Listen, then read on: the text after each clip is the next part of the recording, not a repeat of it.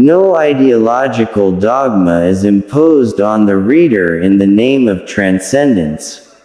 But the ontological experiment is put forward here and now as a corrective to all myth-making tendencies that may emerge from thought or the everyday practical approach. Thus exaggeration and distortion in thought is eliminated. Hysteria is the pathological term for such perversion, when the factual method is not strictly adhered to. Pseudosciences based on unfactual conditions arise, which leads to misdirection and deterioration of human behavior in society, resulting in terrible confusion, injustice and suffering in the human world. The history of the European Middle Ages is ample proof of this. The realm of social status has been a sacred no man's land in Indian history.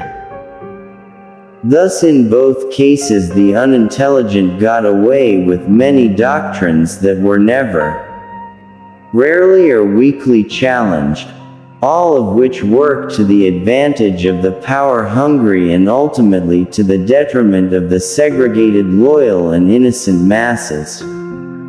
The extreme fringes of social life, where there is not even a primary human being, not even civil rights.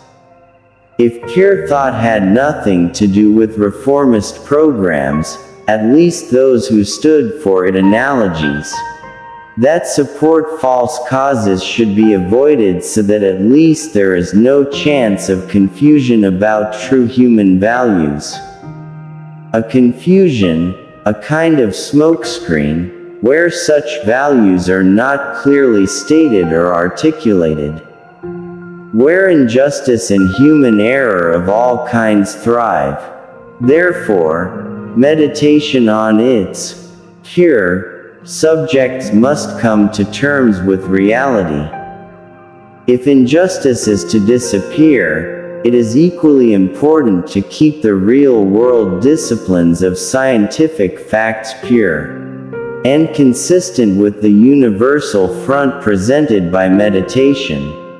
Only then will the dialectical relationship between the two poles result in a common recognition of human values. Brahman has to be equated with Pariyava, whereby a central human reality emerges to be seen as a simple truth that is real and real, present and abiding.